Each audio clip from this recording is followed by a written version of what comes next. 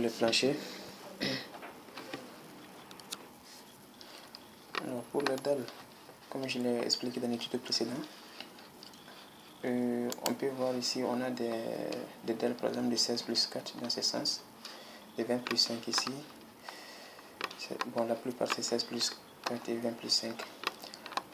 Donc sur CBS, on a plusieurs méthodes. Par exemple, la méthode que moi j'utilise, c'est par exemple, c'est de prendre la charge surfacique de cette dalle, c'est 16 plus 4 par exemple, ou bien de 20 plus 5 par exemple, et puis diviser par le poids volumique du béton pour trouver quelle épaisseur correspond à ça. Par exemple ici, pour une dalle de 15 plus 5, donc on doit tirer l'épaisseur, c'est-à-dire le poids volumique du béton fois l'épaisseur, doit donner la charge surfacique.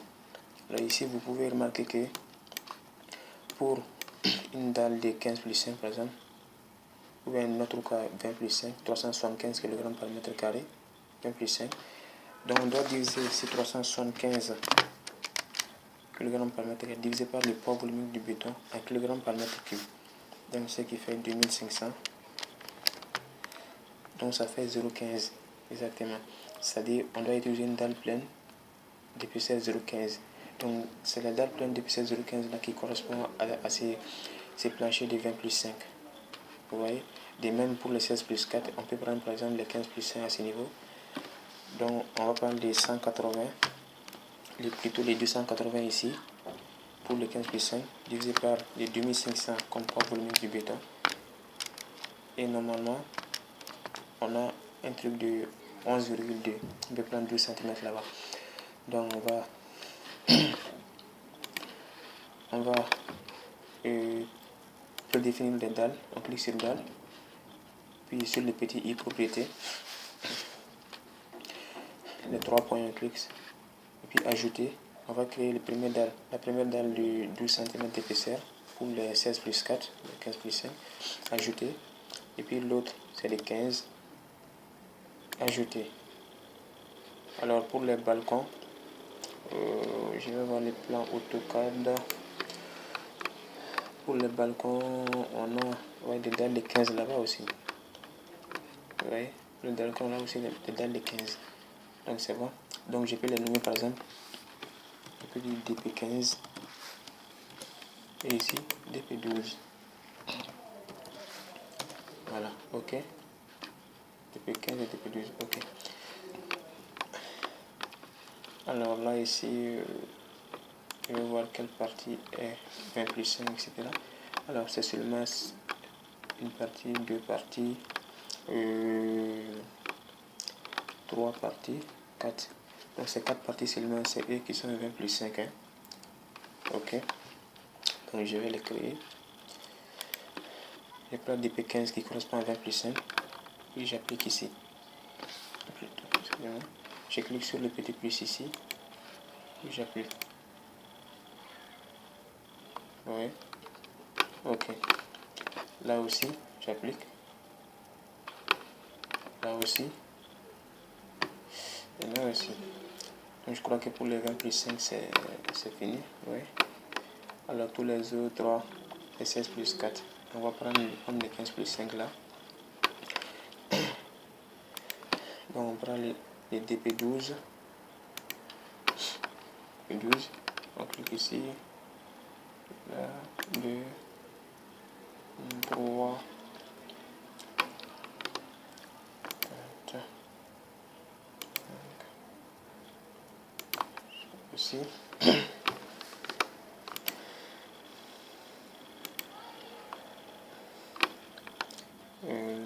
Là aussi. Je crois que ces parties-là sont pour l'escalier et l'ascenseur. Voilà, exactement, escalier et ascenseur. Voilà. Ok. Là, on peut modifier le sens des portées. Je vais activer les couches en appuyant sur l'espace. Couche, ok.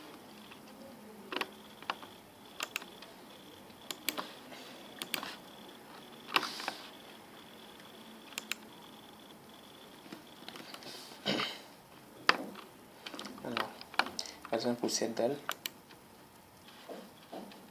il suffit seulement, on peut sélectionner les dalles comme ça par exemple, qui ont le même sens. Celle-là aussi. Voilà. Donc on va changer leur sens de portée. On a ce sens. Donc on clique sur plutôt. Excusez-moi. Je sélectionne les dalles en question. J'avais sélectionné les lignes avec, donc ça peut pas marcher. Là. Ensuite, celle-là. Voilà. Donc c'est 3 dalles. Je viens dans option de calcul. Et puis ici, vous pouvez voir sens de portée. Donc ça, c'est définir le sens de portée conforme à l'objet. Par exemple, quand on clique sur ça, ça va voir si c'est un seul sens ou deux sens. Automatiquement, c'est le logiciel de le faire. Et ici, je vais définir le sens à l'aide d'une polyligne. Donc je clique sur ça et je veux que le sens soit comme ça. Ouais. Donc automatiquement, vous pouvez voir ici. Vous pouvez voir une petite flèche comme ça. Vous voyez le sens. C'est ça qui signifie que notre dalle est dans ce sens. Ici également. Alors, pour ces autres dalles, 1, 2, 3, 4, là aussi, oui, 5, 6,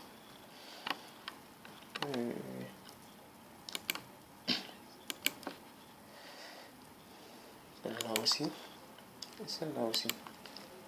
Donc toutes ces dalles-là, leur sens de portée, c'est un peu vers le haut, comme ça. Voilà.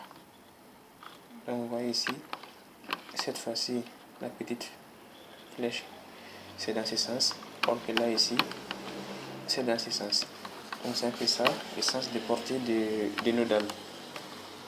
Voilà. Je sais. Alors pour les cages d'ascenseur, normalement, il n'y a pas de dalle, sauf au dernier niveau. Et même pour l'escalier également. On va maintenant